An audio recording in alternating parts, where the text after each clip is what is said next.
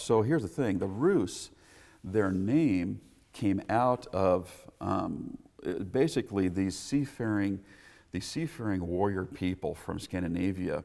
They had a real strong attachment to their chieftains. So they would come down, they would establish trade, they would plunder, they would pillage, but they weren't called Vikings back then.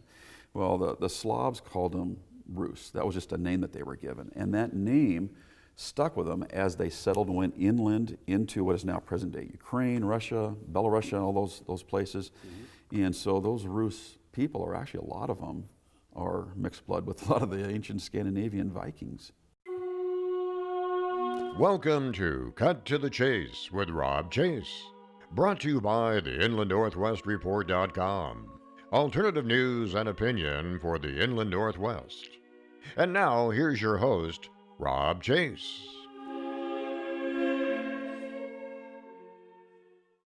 Hi, this is Rob Chase with CuttingToTheChase.us, brought to you by the InlandNorthwestReport.com, an alternative news and opinion source for the Inland Northwest.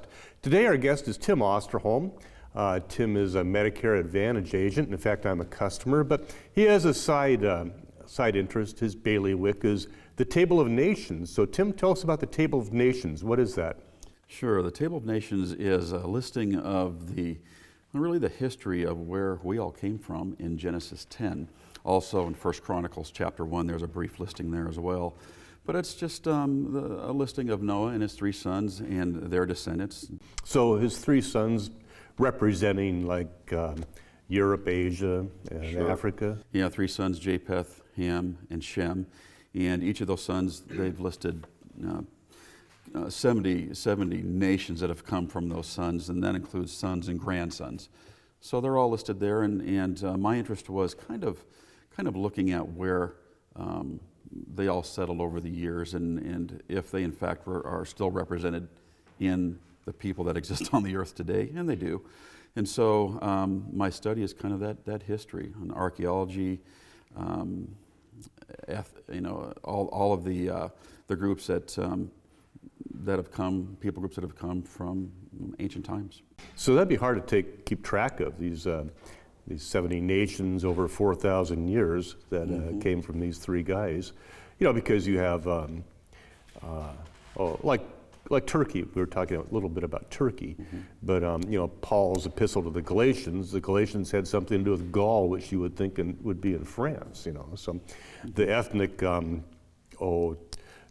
porridge or soup or whatever is all kind of intermixed. So when you're talking about nations, is that ethnicity or is it geographical or a mixture? It's a combination of both. And ethnogeography, if you will, is kind of the end result of what the Table of Nations is, because when it was first written about, it starts out with naming individuals, and those individuals become nations. And so as time goes on, as we go into Genesis chapter 11, we talk about Babel, and then we see that the people are forced to spread out, as God described there. So those nations that were originally described in Genesis 10, they spread out all over the earth. And of course, they're really Noah's 3 sons. Those nations come from his 3 sons, Japheth, Ham, and Shem. And so each of them have their own unique people groups, and of course there's a lot of intermingling.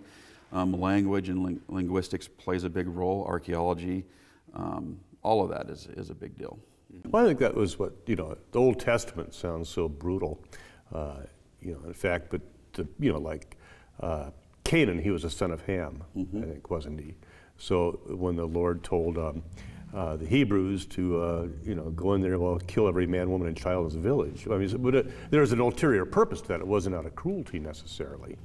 Yeah, sometimes when we look at that history, we look at certain people groups have become really rather savage. There can be cannibalism, all sorts of things that could be going on, and for whatever the reasons were, those types of activities, I think God was concerned about them creeping in. Those activities creeping into the culture. Didn't he say, he had the Israelites wandering around the desert for 70 years because the fullness of time hadn't quite happened yet for the Canaanites. They weren't quite maybe that corrupt, but it's sort of like entropy. They get worse and worse. Or I was reading Solzhenitsyn or someone just before a nation kind of dissolves. Decadence is the last signal of it. You know, I would actually agree with you on that. In fact, some of the earliest nations, the Canaanite people groups that really settled in what is now present-day Jordan, Israel, Lebanon, that whole area, that region there, very early on there was an indication that the Hamitic peoples, that is, Canaanites and those sons and grandsons of Canaan, really stayed in that region, and they did so also spread out into North Africa and other parts of Arabia and the Middle East. But at some point, there was an interesting thing that happened. These Hamitic-speaking people later on became Semitic-speaking, so there was several migrations of what would be considered Semitic peoples, Hebrews and that came to the land and dramatically changed very early on. In archaeology, different layers that are picked up show this. So, you know, when you take the biblical narrative of there was some difficult, things that were happening with all of these groups. We see even today, they're still warring over land there, and the very same thing is going on now. But I think like Judaism, it's not necessarily, is it like a racial thing? Because you have Ethiopians that are Jews. Well, anybody could become a Jew. I think that when you look at the original, discussion over Isaac, and then his sons with Esau, and all that discussion over who owns the land and who came from what people group has been a fairly big issue. And to say it's a racial thing, it may be a big part of it, but it's also a religious thing. There's a lot of that plays a role there. Yeah. It's still easy, well, it's probably all difficult to identify the 70 nations today with all the melting pot things going. There's still some distinct, even though a lot of the world with all the, especially after the fall of the Roman Empire, all the invasions and of Goths and Visigoths and Huns and all that kind of stirred things up quite a bit. What is it because the Hebrews or the Jews are distinctive in having kept this, or are there other? Well, they always have been, though. Yeah. Rob, they always have been distinctive. But when you look at the original table, you see that the sons of Shem, there's 40 listed, their sons and grandsons. You've got 26 under Japheth and 14 under Ham. Yeah. And so you had a total of 70 nations altogether. And every one of those people groups that descended from there, they all claim to have some identification, up to their first ancestor, Ham, Japheth, or Shem. But I think in many scholarly articles, you'll see that most of these people groups do exist today. They may have very different names. They may call themselves something different, but they're here. And where they've landed and where they've gone, we can pretty much through DNA, through geography, linguistics, archaeology, anthropology is a big one. We can kind of see where they've gone and migrated. I mean, there is so much written now. It's a lot of it's traceable. Wasn't there one of the descendants named Russ or something like that, and that's where the Russians came actually, from? that name is kind of interesting. That name actually came out of Scandinavia, and it came out of the Vikings. And the Vikings were called not Vikings; they were called Varangians or Varangians, and the Slavs called them that. And when they came, let me back up about the Vikings, just to give you a brief history of where they may have came from. And I think that's a difficult one. But one of the sons of Japheth was the seventh born son, according to Genesis 10. His name was Tyrus. This is where we get the Tyrashians or the Thracians. And those people, yes, same people group. They were numerous just before the Roman Empire came to be. So up until that time frame, they were a warlike, ruddy, blue-eyed people. They wore a certain type of dress and tunic. They fought with swords and hammers and that sort of thing. This same style of fighting and the same style of dress and all that carried itself through when these people seem to have migrated all the way up into what is now present-day Scandinavia. So there is an author named Tori Ganholm who wrote an extensive paper on this, where he believed that the ancient Tyrasians, who basically disappeared, their language disappeared, they just disappeared altogether, and all of a sudden the Vikings appear out of nowhere. And he believes it's those people. They just kind of migrated after the great Trojan War. Yeah. So anyway, the Trojans. Because I always tend to think of like the Vikings. Okay, Yeah. suddenly there's this people. A lot of them had blonde hair, and then Yeah, you know, right. Scandinavia, and And then they were the unique. ice sheets retreated, and then they suddenly started raiding other That's people. why they went up there, Rob. So here's the thing: the Rus, their name came out of basically these seafaring warrior people from Scandinavia. They had a real strong attachment to their chieftains. So they would come down, they would establish trade, they would plunder, they would pillage, but they weren't called Vikings back then. Well, the Slavs called them Rus. That was just a name that they were given. And that name stuck with them as they settled and went inland into what is now present-day Ukraine, Russia, Belarus, all those places. And so those Rus people are actually, a lot of them are mixed blood with a lot of the ancient Scandinavian Vikings before they were called Vikings. So they would be descendants of Japheth, probably. Absolutely. Yeah. Okay. And then I remember I seen a picture. It was like a National Geographic.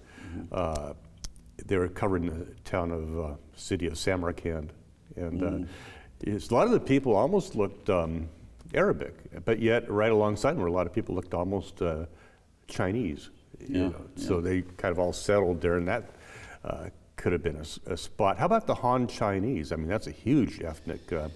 Yeah, so there's an interesting history there. In the Han Chinese, we got to go back. If we're going to look at the Table of Nations, we're going to go back. There's always been a question as to whether the Chinese were from Japheth or whether they were from Ham. Now, my research indicates they're from Ham, and they're actually Canaanites. And that's a theory that a lot of people don't necessarily adhere to. But we have a couple of occurrences that give us, I think, a pretty clear indication. And that is two sons of Canaan, Heth, and then one named Sin, S-I-N. How you pronounce it? Okay. Yeah. So both of those their progenitors seem to have gone to the east. And here's some pretty big clues. For example, Heth, his descendants were clearly the first Hittites that settled in what is now Israel, Jordan, that area, but migrated up north into Asia Minor, which is present-day Turkey, and really started the first remnants. And this is really very shortly after the flood, probably 2000 to 2100 BC, what scholars seem to attest to. But these people started the first Hittite nation. It was just a city called Haddock, H-A-T-T-I-C, and they named their language, which is unknown today, after themselves. But these people started the Hittite Empire. Well, later on, as they grew bigger, several other groups kind of joined in, and they became basically a political entity. And the Hittite Empire became very huge, but the language changed, became Indo-European, but it didn't start out that way. But here's a clue. The Egyptians fought with the Hittites early on, and in their bas reliefs and all the stone depictions of the Hittites, they look just like today's Chinese. They have the same, the faces, the dress, pointy hats, pointed shoes, all of it is clearly they're Asian people, these ancient Hittites. And that term, Hittite and Haddock, that term carried on and stayed with them. They called themselves that for time, and that actually moved over into the term Cathay, and that name transliterated in their own language. And there's a lot of writing on this. And they settled, after the Hittite Empire fell, a lot of them, the Syrians at that time, the Assyrian people, pushed them eastward. And they settled probably what is the first Indian. Well, I think it's so fertile in the Yangtze, Yellow River. That's exactly where they settled in that Fertile Crescent area. A huge nation themselves. Yeah, and the same Distinct from thing. Mongols, Yes, and there's another whole history of the Mongols, but also the Sinites have a similar history. Their namesake stayed really intact, and I can't remember the exact location in Scripture where, I think it might be in 1st or 2nd Kings, where they talk about the Sinites, and specifically that they're not a people from the north or the south. They're from a part that's not described, but most scholars say they've got to be from the east. But these people, their namesake stayed with them. And of course, we know today the Sinites as also people that settled in what is now modern-day China, and probably a lot of the Asian nations came from these people, the Sinites. And throughout history, every people group that's traded with them knew the Sinites as the people in China. Yeah, I read a book on this probably 25 or 30 years ago, and especially the Eddas of the northern Germanic Scandinavian people, they trace things back almost to a common ancestor, Eupator. And but that's where we get the word Jupiter from. The Greeks, the Greeks and the Romans. Basically, we see in many cultures that there is ancestry worship. Pretty much all the cultures worship their first ancestors. Well, Japheth is one of the most widespread. The East Indians today from India, they have Das Pichur. That's their name for Japheth. Same kind of, the name just transliterates depending on the language, but they have an ancestor worship. He's one of their gods, and so very interesting. The same thing with, I'll give you another example when we talk about Germany and really parts of Northern Europe. One of Japheth's sons was named Ashkenaz. And Ashkenaz's namesake is everywhere in Northern Europe. I mean, in fact, Scandinavia is named after him because the first people that came, they called themselves the Ascanians after Ashkenaz. They're his children, his sons, and their wives and their children. When they settled in what is now really present-day northern Germany, there's a section of Germany that still has that namesake. Scandinavia became Scandia, which is just a variation of Ashkenaz in the name. So the name has stayed there. There's rivers, there's mountain ranges named after them. It's all over the place. Because they make a distinction amongst the Jews. The European Jews are called Ashkenazi Jews, and then the Oriental Jews, like in Yemen, and maybe even the Ethiopian Jews are Sephardic Jews. Yeah, and that's very true. And all those names, they all have their origins. When you go back into the table, you'll see that these names start somewhere, and they always usually start with one of Noah's sons or grandsons or great-grandsons, depending on where you're starting from in the table. Does anybody go directly, is there a Noah, or are they just kind of more off after his sons? It's usually one of the sons. We don't very often see Noah listed. We do see it in culture. You know, you'll have a father who, you know, and there's a flood story pretty much in every culture. It's an archetype. Right. It's a exactly. And so we have a lot of stories where Noah can be listed in various occurrences. A person lands on a boat, there's a rainbow, these stories like that, there was a flood and all that kind of a thing. Yeah, once I was working a graveyard shift, and the guy I was working with was Alaska Indian, and so I was just kind of curious, well, you guys have any like legends of floods? Said, well, yeah, we do. You know, Absolutely. there was a raven that had something to do, and of course you have a raven in the flood story. You do, and a dove too. And this is another thing that's, the American Indians are another fascinating history and where they came from. And of course, DNA plays a big role in that. Clearly, the majority of American Indians have Asiatic DNA. It goes back to, the land bridge, the Bering Strait, and a lot of that. And some have had, there is clearly identical, not I should say identical, but very similar DNA between people groups in Cambodia, China, a lot of Asian countries, and American Indians. They have a similar DNA, origin. But there's an interesting thing that happened, and I'm talking a lot of the Midwest to Western Indians have a very strong background in Asian DNA. But then you get to the East Coast and the middle of the United States down through Texas and the Southwest, the Indians there don't have exactly the same DNA. They have a haplogroup, which is a DNA marker for groups. They call it Group X. And this DNA does not seem to match any other group, and so it's kind of out on its own, kind of like an isolate language, so to speak. It's very unique, and so there's not much that can be done except supposition on where these Indians came from. But you see a lot of the red skin Indians in movies, and they talk about the red man and all this. Well, it seems that a lot of their language affinities. Some scholars have tried to tie together their languages with ancient Canaanite language. So is it possible that these Indians landed on the East Coast first, which is what a lot of people are suggesting that study this, that the East Coast Indians came across the Atlantic Ocean, but first they had to come across land. So they went through Europe, probably Italy, maybe other parts of Europe, and stayed and maybe eventually migrated very early on, sailed here, seafaring somehow. We know that ancient Canaanites were very seafaring, and they had many modes of transportation over water. So that may be the case. And so their DNA is unique. They even look different. They're more of an Italic, almost looking people, these East Coast Indians. And so who knows? That's something that maybe, hopefully in long term, there'll be an answer to where the East Coast Indians and their migration patterns from very early on. But you look at some of the history. You look at their language. You look at how they built. Their pyramids. Their pyramids. Their small pyramids that were built. So who knows? There's something that we don't know. But it is a fun study. Or the Mound Builders. Mound Builders. So many different Mound Builders. things in them. Yeah, and those Mound Builders, by the way, the Mound Builders are very prominent throughout the Midwest, through the East Coast, down through the South through Mississippi, but they seem to kind of filter out and stop when you start going west. And when you get into Washington, Oregon, Idaho, Utah, not near as an aggressive amount of mounds, if any at all.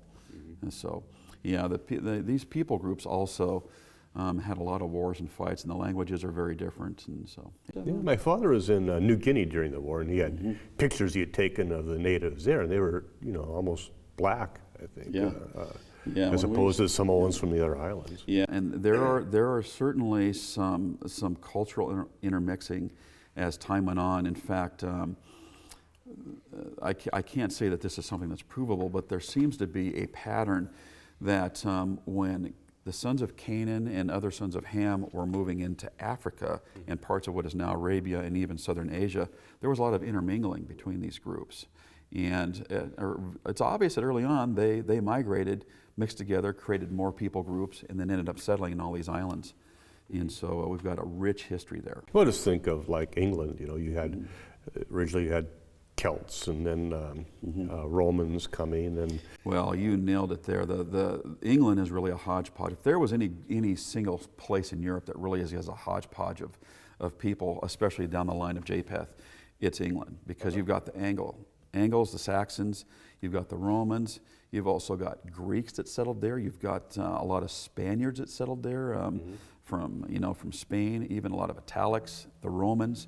And they all kind of just fought each other. The Irish came, and so the Celts were a big part, which is where we get a lot of the people from Wales in their language history. So really England is a little bit of everything. And you know this because of all the people groups in their different areas. They even speak somewhat differently, but they all have their histories. So England's a good example. Well, the Bible is a historical book. People well written, probably more well written than anything else. Even if you're not a Christian, that book was well written, and they kept very good, studious records. So I always wondered if our you go by Egyptology, for instance, and people say, well, how can you have had Noah live like at 2500 BC when we have the Egyptian records, from 3000? But do you think there is some repetition of kings and a lot of different reigning kings at the same time when we really don't know?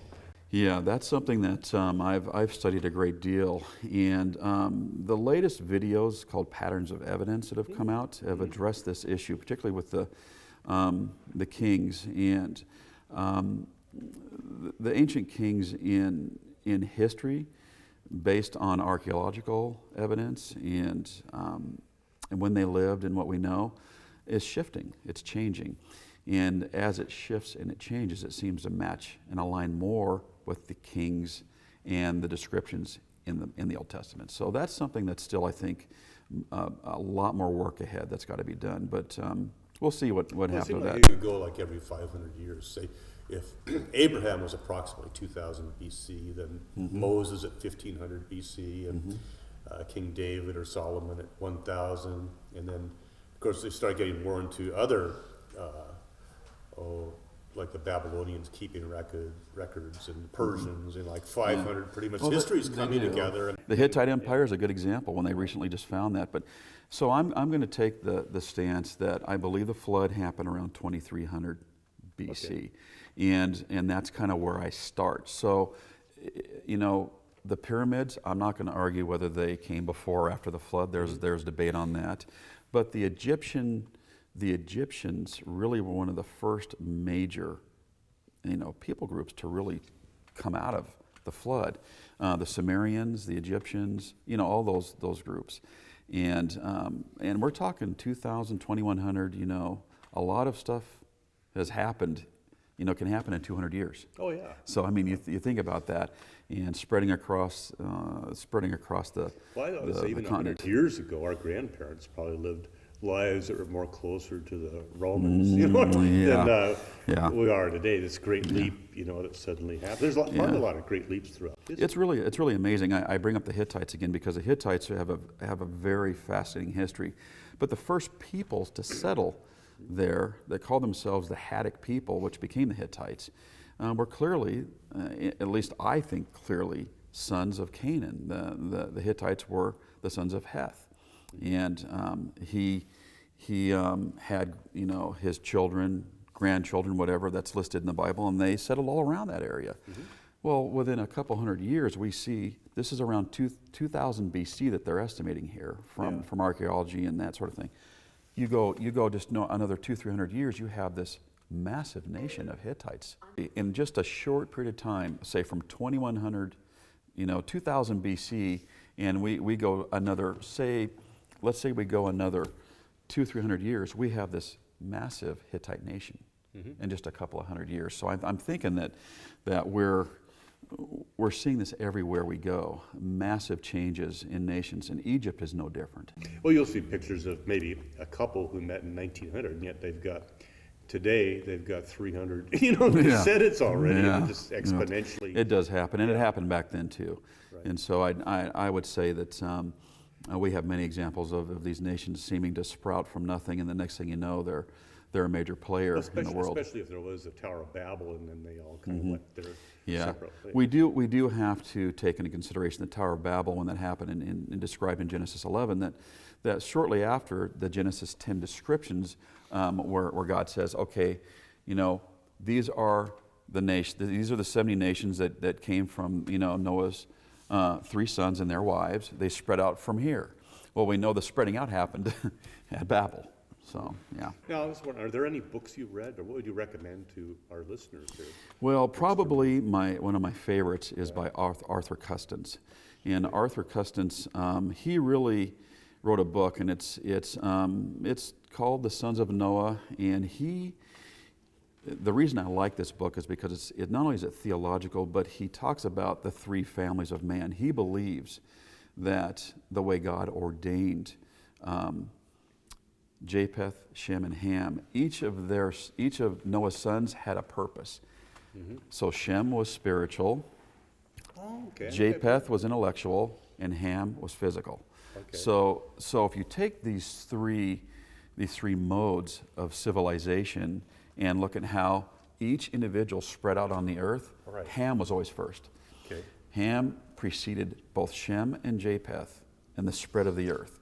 So if we take that as one of the posits for what happened, then we look at the Indians coming to America first. We see North America settled there. We see North Africa. The Africa settled all over by Hamites, including Arabia and even parts of Asia.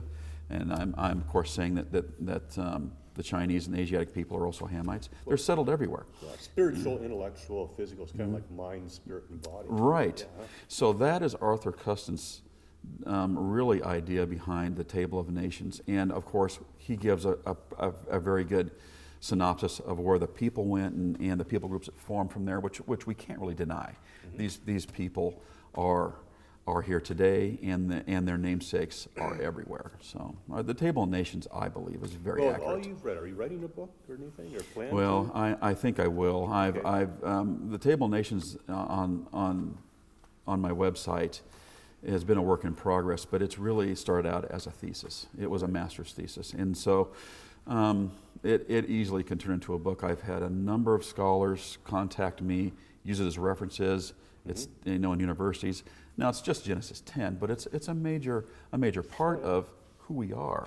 All of us, that especially our Christians believe that we are descended from one of Noah's sons and their wives. So I believe in a literal Bible. I may not understand it. Why? But I know it's true in a way I may not understand. Yeah, and there are, you know, in the Table of Nations there are a lot of books, a lot of authors. Arthur Custance is probably one of them. Lambert Dolphin's another individual that I really. Still alive? He is, and he's in his 80s.